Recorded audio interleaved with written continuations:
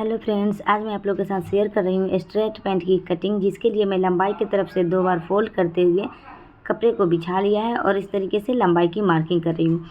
लंबाई 38 इंच है तो 4 इंच इसमें मैं प्लस की हूँ और 42 इंच पे ये मेरा मार्किंग हो रहा है।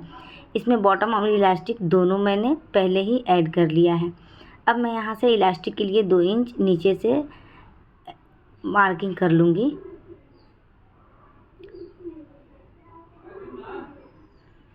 अब ये 40 इंच का हो गया। ये वाला मार्किंग करने पे 40 इंच, 2 इंच मेरा बॉटम भी नीचे से जाएगा तो पूरा 38 इंच हो जाएगा। ये 5 इंच मैं कोर हटाने के लिए मैं इधर से 5 इंच ले रही हूँ। आप सिर्फ कोर हटा सकते हैं। कमर इसका 34 इंच है तो चौथा भाग 8.5 और प्लस 2 इंच करके मैंने 10.5 इंच पे यहाँ पे मार्किंग कर दिया है। अब यहाँ से मुझे आसन लेना है 12.5, उसमें प्लस 3 इंच मैंने कर दिया है और 15.5 पे ये मार्किंग किया है। यहाँ से मैं इसकी सीधी लाइन लगा लूँगी इस तरीके से। इसके बाद जो मैं यहाँ पे 5 इंच हटाई थी, आप सिर्फ कोर भी हटा सकते हैं। मेरा इधर कपड़ा कमर की तरफ से मैं 5 इंच हटाई थी, इसलिए मैं नीचे भी यहाँ पे 5 इंच कम कर दे रही हूँ। इस तरीके से सीधा मार्किंग करने के बाद अब मैं यहाँ से इसकी सीधी लाइन ड्रॉ करूँगी और फिर आसन की मार्किंग करूँगी। यहाँ आसन के पास से जो मुझे क्रोच एरिया बनाना है, इसके लिए मैं 2 इंच और आगे की तरफ एक्स्ट्रा लेते हुए मार्किंग करूँगी और यहाँ पे मैं इस तरीके से राउंड शेप में क्रोच एरिया बना लूँगी।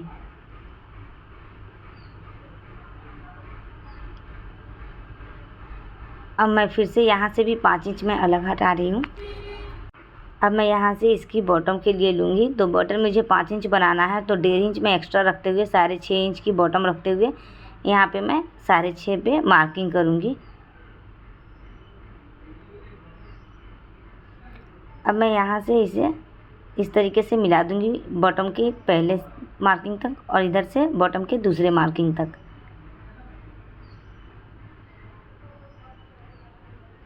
यहाँ पे मैं सीधी लाइन इस तरीके से बना दूँगी ताकि थोड़ा सा कपड़ा खींचा हुआ होगा या कम ज़्यादा तो बराबर हो जाएगा। और बॉटम के लिए मैं यहाँ से 2 इंच रखते हुए फिर यहाँ पे भी मार्किंग करूँगी।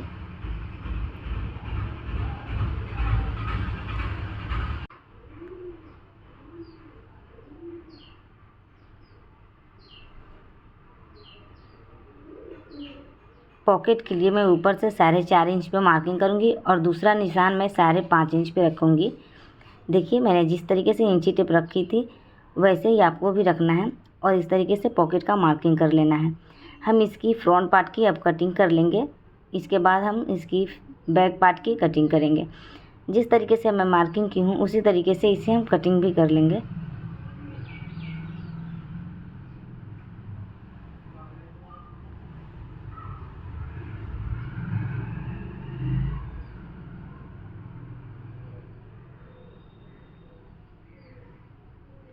इस तरीके से कटिंग करने पे और जिस तरीके से मैं मार्किंग के लिए आपको लूजिंग रखते हुए बताई हूँ, इस तरीके से अगर आप मार्किंग कर रहे हैं और कटिंग कर रहे हैं तो आसन में बिल्कुल ना तो खिंचाव आएगा ना तो ऊपर की तरफ मोहरी उठेगा, बिल्कुल परफेक्टली रहेगा।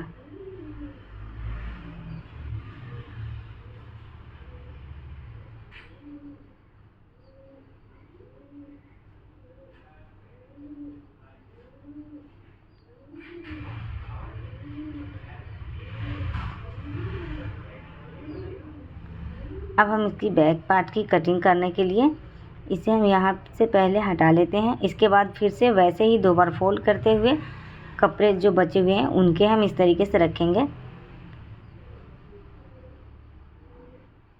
और यहाँ पे हम ये फ्रंट पार्ट बिछाएंगे। बस 1 इंच कपड़ा मैं अपने तरफ से एक्स्ट्रा छोड़ी हूँ बैक पार्ट के लिए।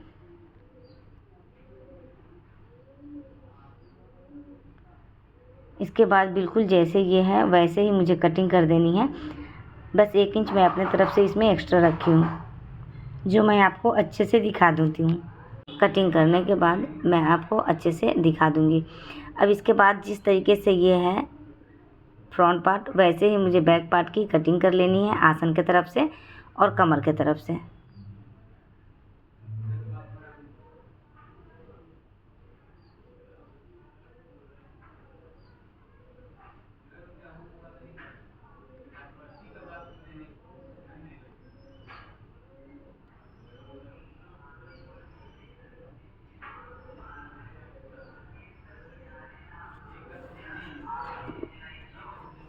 यहाँ पे जो मैं पैर की तरफ से जो तिरछा की हूँ तो ये हल्का सा तिरछी उधर है, तो उसे मुझे बराबर रखना है। तो 1 इंच का गैप छोड़ते हुए हम उधर से जो कोर है उसे हम कट करके निकाल लेंगे।